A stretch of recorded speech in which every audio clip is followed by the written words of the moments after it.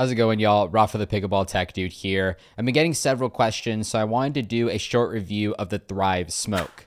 Now, if you somehow haven't heard of Thrive Pickleball, they're the only company out there, to my knowledge, that allows you to customize your own swing weight, which is a measure of how easy the paddle is to swing in your hands, and is a major factor when it comes to playability features like hand speed.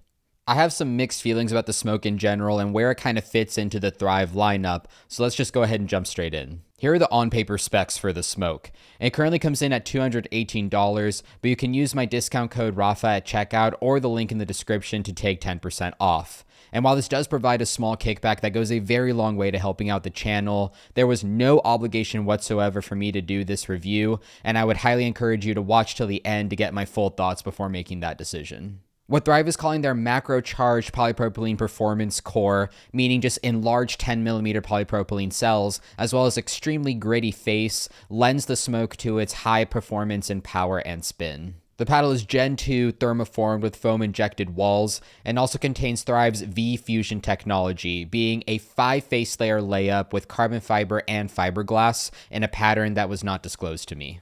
And when it comes to approvals, this paddle is dual approved USAP and UPAA provisionally, and is also PB Core 43 certified. When it came to playtesting, again, power and spin tell the majority of the story. This paddle does have a short break-in of about 5 to 6 hours of gameplay, during which it adds a small increase in dwell, but otherwise has very minimal performance impact. The Smoke relies primarily on a head-heavy balance point, as well as the enlarged polypropylene cells to really plow through the ball for that level of power. That, alongside the high grit level, means you can achieve a good level of power and spin from the baseline. So if you're really looking to win your points by shaping the ball from that location on the court, this could be a good paddle for you. For example, I could see this being a good paddle for singles. It also feels pretty good at the kitchen line, particularly for putting balls away. If you get a ball that is really high and predictable ahead of time, or if you're countering drives, this has no problem putting those balls away. It's also notable that at the kitchen line and the baseline, you also have access to power from the two-handed backhand with the extended 5.6-inch handle, which is definitely ample enough for those. When we move beyond those attributes, however, the Smoke's strengths appear to fade a little bit.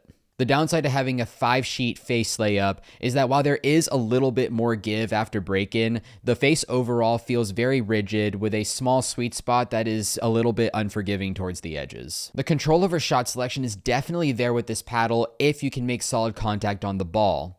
The issue here is that the head heaviness the paddle relies on to engage power leads to overall a very high swing rate regardless of how you customize it, with the lowest option being 119.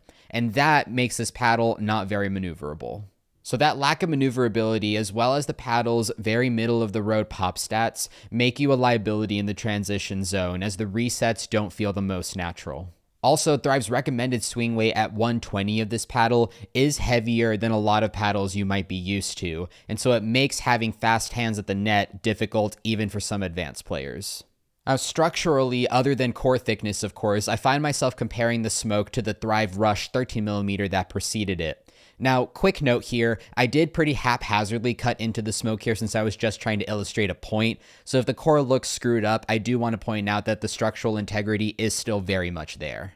But to illustrate that point, if you were looking at these dissection images, not batting an eye, thinking they were the same as the dissections I was showing earlier in the video, you would actually be wrong, as those were images of the Rush core. And if we look at the two cores side by side, you can see that they look extremely similar. And I say all of this because the average player is not going to experience a huge difference beyond a little bit more plush dwellness as well as control on shots between the Rush and the Smoke. Just looking back at the dissection images alone, there's no discernible difference if I hadn't told you about the increased cell diameter as well as the increase in number of face sheets. The way I organized my final thoughts on the Smoke was just in comparison to its own lineup at Thrive, can I justify a $60 performance difference between it and the Rush? Or even a $20 difference between it and the Azul, which, while being a very different paddle, much more all-court power-oriented, is much more plush, forgiving in the sweet spot, and one that a lot more players can come to control and maneuver. And to be honest, in the end, I don't think I can justify that price difference. The main point, in my opinion, that was supposed to make up that price difference is that this paddle is meant to be played stock out of the box, no modifications required. However, adding modifications is necessary, in my opinion, to improve the size of the sweet spot and its forgiveness, but it simply adds to the weight, which in my opinion was not desirable at all. But after all that said, that does wrap my piece here on the Smoke. If you're looking for a solid singles paddle and you play a lot of your game from the baseline, I could see this being an option, but even within its lineup, I think that the Rush is a much more budget-friendly option, and if you are looking for something with more plushness and forgiveness of the sweet spot area, the Smoke doesn't even touch the Azul, in my opinion. So if you made it here to the end of the video, thank you so much for watching and for your support. Remember to like, subscribe, comment down below any of your thoughts whatsoever on this paddle or others in the Thrive lineup, and a reminder that my link in the description goes for 10% off the entire Thrive store. And I hope you all stay happy and healthy, and of course, out on the courts. Until the next video.